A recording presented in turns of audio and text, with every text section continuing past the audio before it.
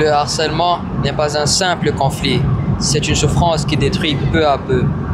Au lycée international Jean Mermoz, nous avons voulu comprendre comment le dispositif phare agit chaque jour pour lutter et prévenir contre ce fléau. C'est pourquoi nous nous adresserons aux membres de l'équipe ressources et nous allons recueillir le témoignage d'un parent. Bonjour Madame Fadiga. Bonjour Nadi. Donc notre question aujourd'hui c'est quel est votre rôle dans le dispositif phare?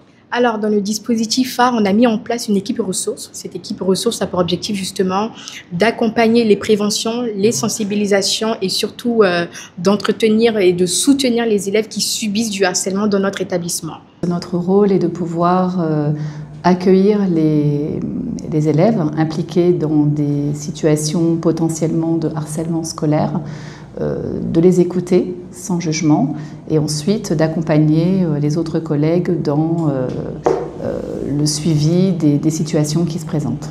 Alors, mon rôle, c'est de coordonner, c'est d'impulser ce dispositif ici. C'est un rôle qui me tient à cœur. J'ai toujours œuvré pour le bien-être à l'école. Et lorsqu'un cas est signalé, quelles sont les étapes mises en place?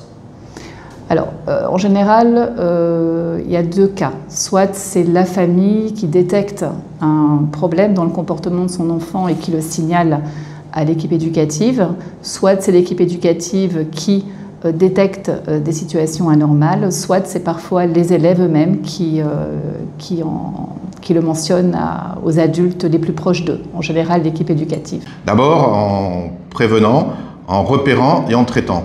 Caractérise au mieux la situation pour savoir s'il s'agit d'une situation de harcèlement lié au physique, qui est du harcèlement psychologique, etc.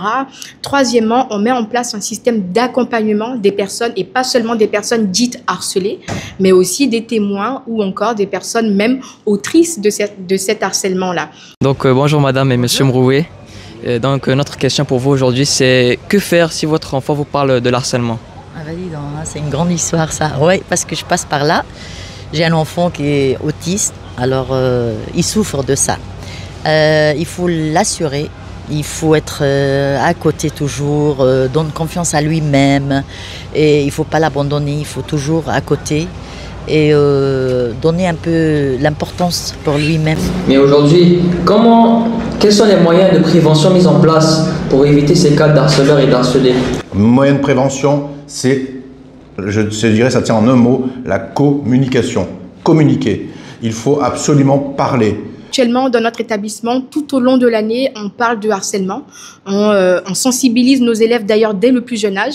Dès la 6e, moi par exemple qui suis au collège, dès que les élèves arrivent, dès qu'ils entendent le mot harcèlement, ils sont déjà très au fait de sa définition, parfois même dans l'abus, tellement ils sont formés sur la question.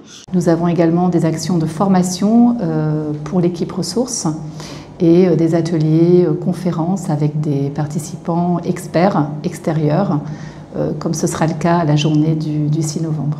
Pouvons nous parler des progrès qu'on voit sur le terrain à Mermoz? Alors, la mise en place du dispositif phare, qui est dans sa 2e année, si je ne me trompe pas, a permis en fait de donner plus de cohésion aux différentes actions de prévention. On ne pourra jamais déterminer en termes de quantité si les harcèlements baissent ou augmentent, mais dans tous les cas, la prise en charge est améliorée, la sensibilisation est perfectionnée, on avance, on va le dire de cette façon. Le lycée Jean Mermoz a cette particularité d'être un lycée où les jeunes sont en sécurité. En tout cas, c'est le retour qu'on a des adultes et aussi des élèves, où on se sent en sécurité. Face au cas de votre fils, aujourd'hui à Mermoz, est-ce que vous avez été bien prise en charge? Est-ce que Mermoz a agi? Ah oui, ouais, je suis très très contente parce qu'il est bien entouré par rapport à ses amis, la classe, les profs, les directions, tout. Vraiment, il est bien entouré. Je suis tranquille depuis qu'il a fait les changements de l'établissement, quoi. Il est à l'école Mermoz tranquille. Si je n'avais qu'un message très court à donner, c'est la lutte contre le harcèlement passe par la communication. Il faut parler. À tous les parents, et également les élèves, de ne pas hésiter à briser la loi du silence Nous avons la capacité au lycée Mermoz d'entendre. Un enfant vraiment qui lui est harcelé tout le temps, il a un handicap à quelque part là. Il ne faut pas abandonner, il faut être fort. Et surtout à Mermoz, il est bien entouré, bien protégé. Et il a passé de moments très difficiles, Massa, mais tout le monde il était tout autour de lui.